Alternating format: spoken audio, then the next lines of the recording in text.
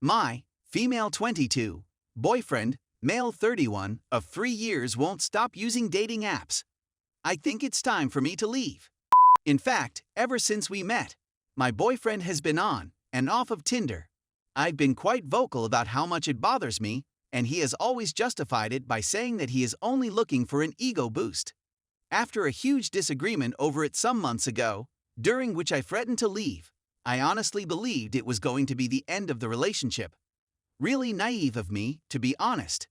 Also, I should mention that his ex-girlfriend left him for just this reason. I feel like an idiot for believing he would ever change. When I woke up this morning, I discovered that he had been using my phone and that his email had been signed in. After seeing that he received an email from a new app called Hinge, to give you an idea of the kind of app this is, its description said, the app that was built to be removed, I inquired about it. Great. My stomach felt like it was about to plummet. Using his phone number, I entered into it, and he's posted profile photographs of himself that I shot of him when we've been on days out together. According to his description, if you like Chinese cuisine and own a dog, as well as if you're goofy, comfortable, and willing to overshare, we'll get along just fine. He's also specified that he only wants to be paired with Hindus and Muslims, which is a stringent preference. I'm a white British woman. I had a feeling something was wrong yesterday, but I couldn't put my finger on it. He was behaving strangely, and it was making me quite worried. He had the audacity to tell me that I was probably just being hormonal. The worst aspect, in my opinion, is his response to everything.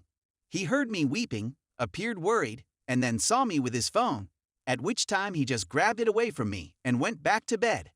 That was nearly an hour ago, and the only contact I've had with him since then has been him requesting me to open the bathroom door, not to check on me, but because he wanted to go to the bathroom. At this time, it seems that this post is a prank. I'm clearly saddened by the fact that he's involved in this, but I'm more surprised by his complete lack of remorse or concern for my well-being in the face of my distress. I'm enraged, and there's nothing I can do about it. I'm quite humiliated about the situation, to say the least. I don't want to tell my family or friends about how he's treated me, and I can't even speak to him about it, since he's refusing to acknowledge that anything is wrong, and he's lying in bed with his head in his hands. I'm at a loss on what to do.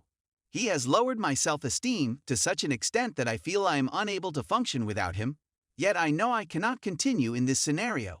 If I should even bother making an attempt to communicate with him, or whether I should simply go is up to me.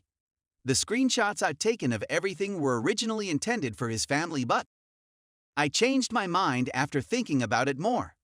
The point is, if I simply walk away, there are virtually no ramifications for him. He gets what he wants, and he also gets the flexibility to go on random dates without feeling guilty about doing so.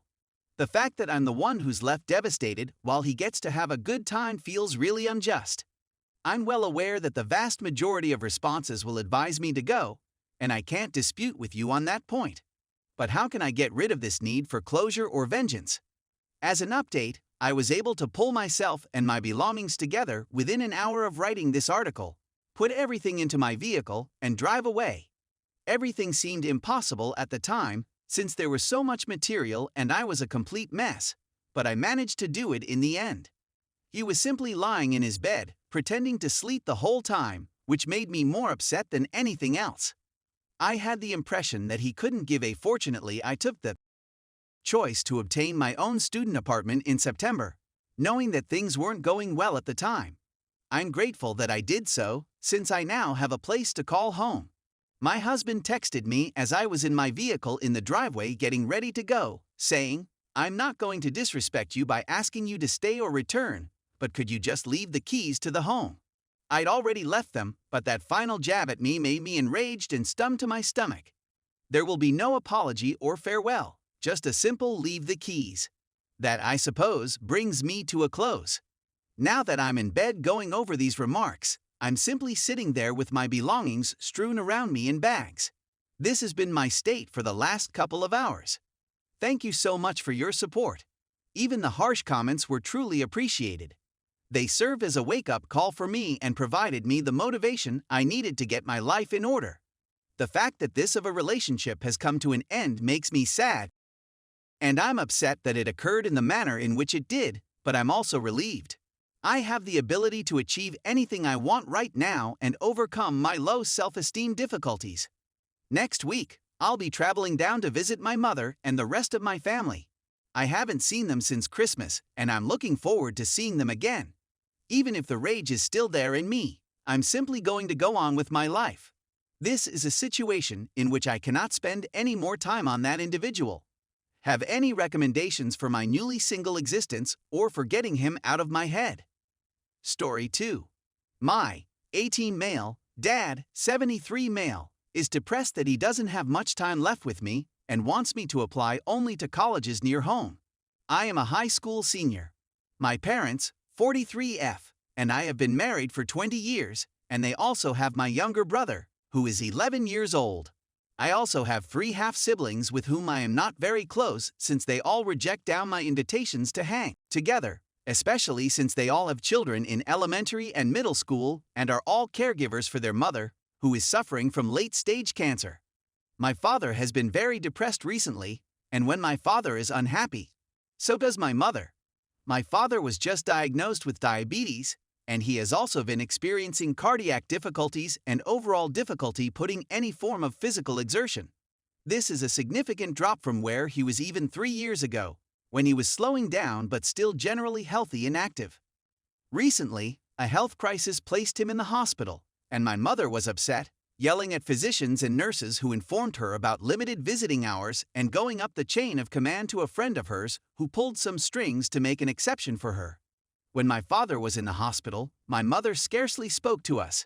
She hardly ate, and for someone who was so concerned with her looks, she didn't even have the drive to put on a new set of clothing. After my father recovered and was released from the hospital, he expressed regret about how his stay had hurt my mother. He took my brother and me aside and told us that my mother has spent her whole life to this family, and that the 2 of us kids are all they have in the world. Time that my 2 top choices of college were both slightly more than 2-hour flights away from home, and that I had a very good chance of not only getting in, but also receiving a scholarship to cover my tuition. My father, on the other hand, has been drawing me aside for chats, questioning why I wanted to leave our neighborhood when there were so many fantastic schools in New York City where I could be with my family.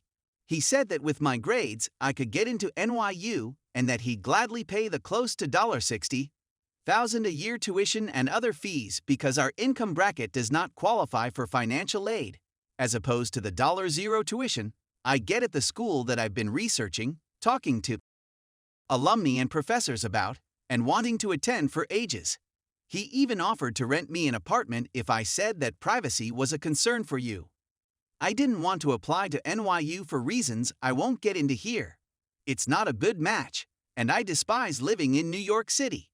My father told me that he wouldn't be able to see me every day, and that if anything happened to him, my mother would need me more than she could rely on my still middle schooler brother.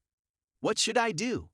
My dilemma seems to be the inverse of that of my other friends, whose parents are more concerned about a failure to launch scenario and are reminding them that college is a period of discovery and independence, and they are anxious for them to travel the world. My father and mother, by extension, are the polar opposites, and I believe that if I stayed with them even after I left college, they would embrace it due to how clingy both of them have become recently. I adore both of them, but I am already resentful of them for making choices based on how they feel and disrespecting what have been my ambitions for a long time.